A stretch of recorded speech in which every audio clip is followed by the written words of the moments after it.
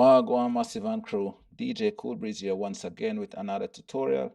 In this video, I'm gonna go over all the buttons on your Serato deck just to demonstrate what each button does and kind of do a brief explanation. So let's get straight into it. So the first button I want to talk about is pitching time. So pitching time pretty much is a paid upgrade in Serato. However, default Serato comes with what is called key lock, which does the same thing, but pitching time is kind of like key lock on steroids, where it gives you more exaggerated movement. So you can go all the way down to plus 50% and you still have the integrity of the song. So what it does, when you naturally speed up a song by moving the pitch fader and speed up a song so it plays faster, without pitching time engaged, that song should sound like Alvin and the Chipmunks. So I'm going to go ahead and disengage pitching time, and I'm going to go ahead and speed this song up by 50%, and I'm going to play it.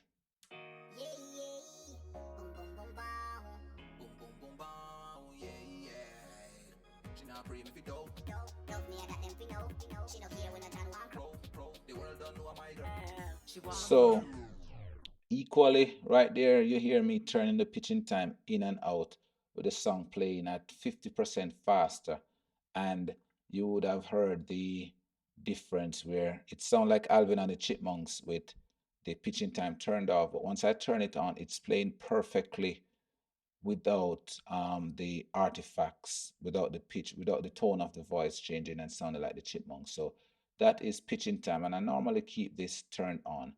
The second button on this is the slip mode button. So once I turn that on, what this does is, if you're playing a song naturally like this,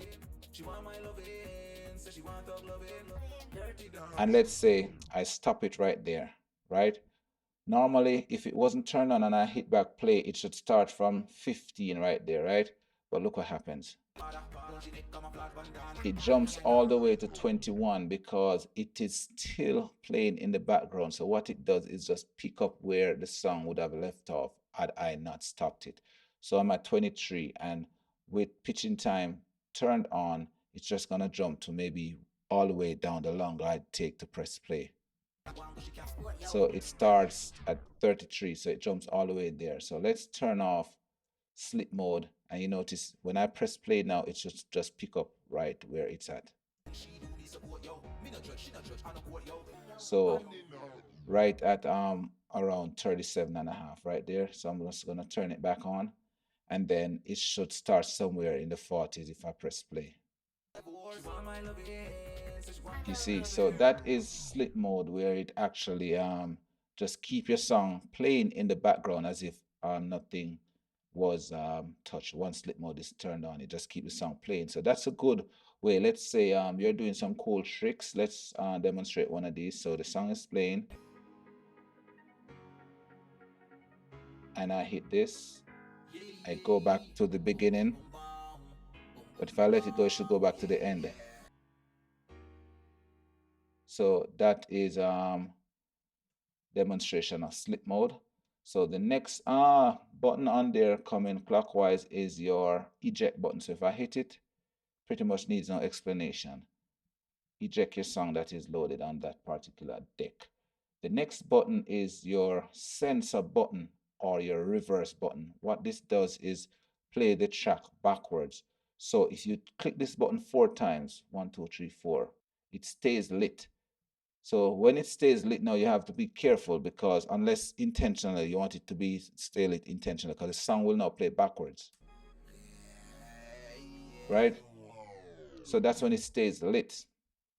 You don't want that, like I said, unless intentionally you're doing something that requires that. So tap it and it goes back there. So let's say I'm playing naturally now and I touch it temporarily, it should play the song in reverse and then jump back to where the song would have naturally been had it not been pressed. So let's try.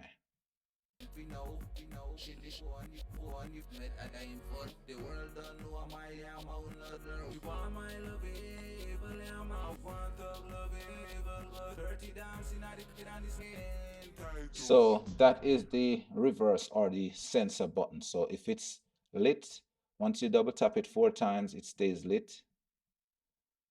So that means it's in reverse mode, which normally you don't want that. You preferably use it in temporary mode where it kind of censor. Let's say a song have a curse word in it or profanity and you don't want it to be played to the audience. You press this temporarily so it reverses and the um, curse word doesn't come out. So that's those 4 buttons. Let's move on now to the beat jump section. So right now I have the beat jump section highlighted, right? And then this section right here, the bottom section deals with beat jumps. So right now I have it set to jump at 4. No, this is loop. Beat jump is right here. So let's go ahead, come back here. So beat jump is set to 4. So once I go ahead and I hit this through, it will be jumping 4 beats per increment. I can set it to jump to 1 beat per increment. So that's my beat jump, 2 beats per increment, and so on. So I normally keep it at 4 beats where it jumps 1 bar at a time because 4 beats equal 1 bar. Above that now it's your auto loops. And this is pretty much setting beats again. So you can move this line and you can see more. Same thing with the beat jump. If you press this arrow, it gives you different longer increments or shorter increments, half a beat from all the way to 1/16 or 1/32 all the way down there for beat jump. But let's look at the loop function. So same thing with the loop. It goes all the way to 1/32 of a beat. So let's go back to 1. So you notice this loop is set to 1 beat loop, 2 beat loop, 4 beat loop, which is a 1 bar. So that's 4 beats. So this is pretty much your loop section. So moving on now, we have our play button, which does the same thing, just play. And then we have this back button, which should, if you press this, it should jump back to the previous track that was loaded, or it jump back to the beginning of the track. So that's what this skip button does. That's backward skip. It jumps back to the wherever you are in the song.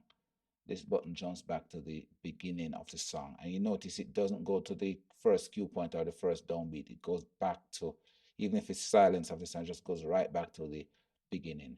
The other button we have is the sync button, and then beside it we have the off. So sync on, sync off, sync on, sync off.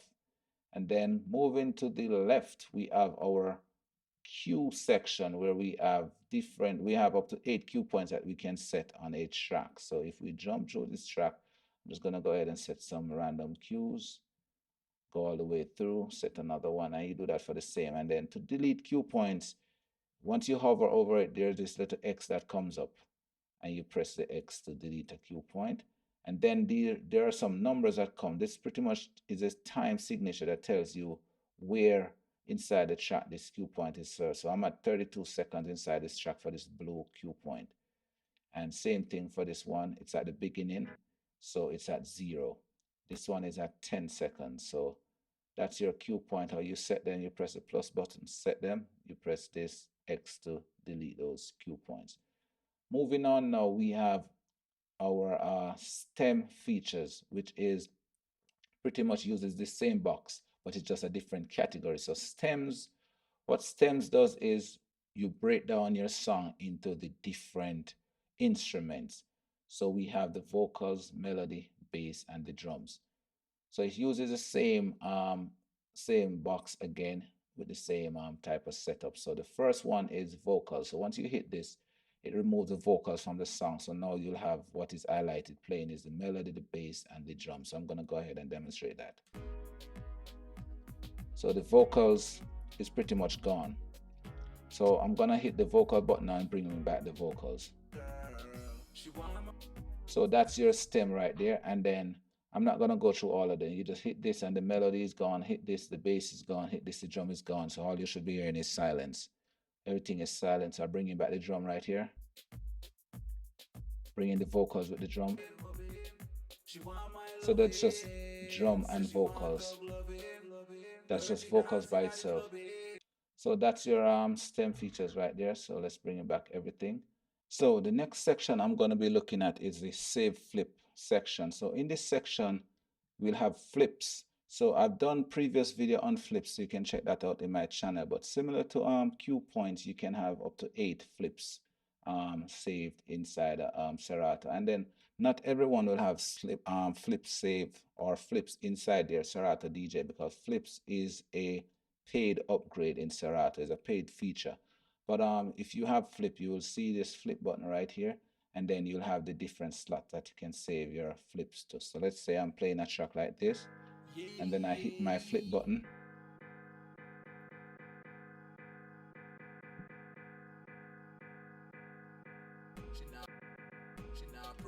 So that's just a demonstration of flip, and then you have different parameters on there. You can set the flip to loop, or you can set the flip to on, or once it's on, it's highlighted, and then you'll see the different changes in the user interface, and then you press the X to delete flip, and so on. So the next one we're gonna jump to is your loop, is your save loop. So click on that, and then you'll have an additional 8 slots as well to save a loop. So in the interest of that, I'm just gonna go ahead and make a loop and save it and show you what it looks like. So let's make a 4-bar loop right there. And then all you have to do to save that is press this plus button right here to add it. So now I'm saved that to loop slot 1. So what that means is you can turn it on or off.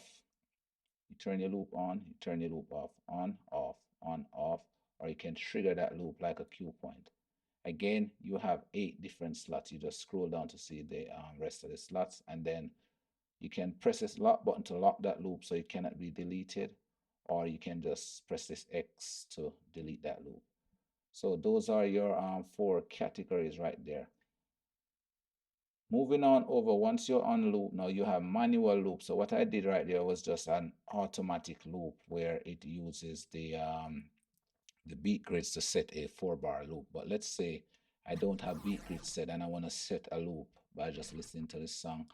I can go ahead and set my in point,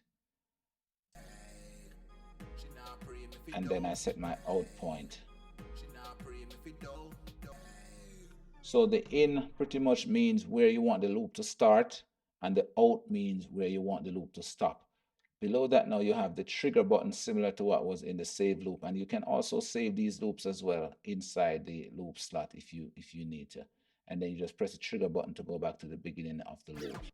So once you press the loop trigger button, similar to a cue point, it will go back to the beginning of the loop, and then you press this loop button right here with this circle, which demonstrates a loop, and you just turn it off. And then you have other buttons beside it now where you can double the loop or you can half the loop. So the half and 2 times you can double the loop. So that is how you that is what those features are right there. So I'm just gonna go ahead and delete this loop and set it back to cue points, which is the default. This section now, because I don't have a controller plugin, because I also have the Serato Play upgrade, which allows me to use Serato without a accessory hardware plugged into it. So I get to have the full decks and everything showing up on here. So I will have my pitch fader where I can just change the speed of the song. And then I have this R button right here, which changes the range. So if you take a look at the deck now, previously I had set it to 50%, right? So it's set to plus 50. So the range is pretty much telling you how much, how wide is the range. So I'm gonna hit range, and by default, Serato, when you open up Serato, the range is set to plus or minus 8%. And then if you hit range again, it goes to plus or minus 16. And you hit range a third time, it goes plus or minus 50, which is the highest it gets. There is a workaround to get it higher than 50%. I also have that in a previous video, and it's just you might find useful having a song playing at higher than 50%, but it's in the tutorial. You can search and find that. So that's the range button. Above the range button, you have the plus and minus pitch range, which pretty much move the pitch range momentarily. So while a song is playing, if you hold this down, the song speeds up temporarily, and then if you let it go, it goes back to the default pitch range. Same thing, if you hold the minus, the song slows down momentarily until you release it. It goes back to its original pitch range. So that's the pitch section right here. If I go up now to the top where you have the song title and label, so it pretty much takes the title of the song from the library right here. So the title of the song is Thug Lovin', and then the artist is DJ Cool Breeze. So we have all of that information right here. And then to the right of it now, we have the original BPM of the song. So if you look in the library again, so all this is pulling information from the library. So we have the BPM, which is 98 original. So if I move the pitch slider now and all the way down, you notice it's at 129 on the deck, but this BPM information right here stays at 98 because that's the original, that's the default BPM of the song. And then below right here we have the length of the song. So the song is 2 minutes and 32 seconds. So if the song is playing, you notice on the deck right here, inside the deck information, that timer is still there. So if I go back to the beginning of the song, you notice we still have 2 minutes 32 seconds, right? And then it's counting down pretty much to the end of the song. The top timer is counting forward. So I'm 3 seconds, 3.9 seconds into the song, and then this would have minus the 3.9 seconds from 2 minutes and 32 seconds. So that's just time information. But right here, it would be displaying the original time of the song. So it's 2 minutes 32 seconds. To the left of it is where you edit your beat grid. So it brings up, if you click this, it brings up the edit feature for your beat grids. And I hit that and nothing happened because I have this lock on my Serato track. So if I hold command and click the lock is gone. So now I can edit that beat grid. So if I hit edit, then this section right here comes up for editing the beat grid. Also, I have a video for that on my channel. You can go back and check it out if you want to know how to use this and edit your beat grid. So I'm just going to go ahead and close out of that because it's clearly edit beat grid. And then I can just hold command and click this track and it put that blue padlock on there because my beat grids are already edited and set how I want them. So the next button on here is repeat. So what this repeat does is repeat this particular song that is loaded on this deck. So I'm gonna go ahead and scrub all the way through to the end just to play it and watch this repeat function comes on and be demonstrated. So let's go closer to the end. So that's the song ending. I have repeat turned on, so it should start from the beginning.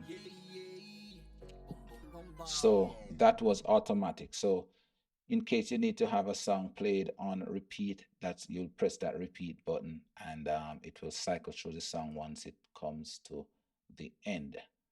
So that is pretty much all the deck features on your Serato DJ. If you like this video with this tip, give it a thumbs up, subscribe to the channel, and share. Once again, I'm DJ Cool Breeze. One love.